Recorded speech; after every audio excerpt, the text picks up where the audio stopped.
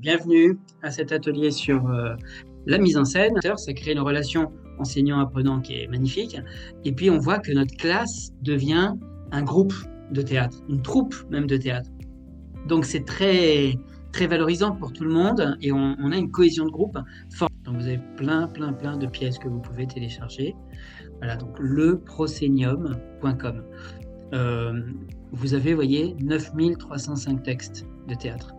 Voilà, et puis maintenant, on va travailler sur les décors, concrètement.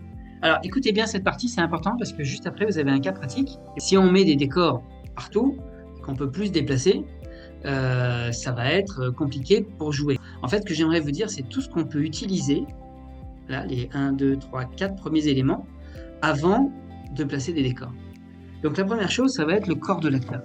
Le corps de l'acteur, comment il marche sur scène.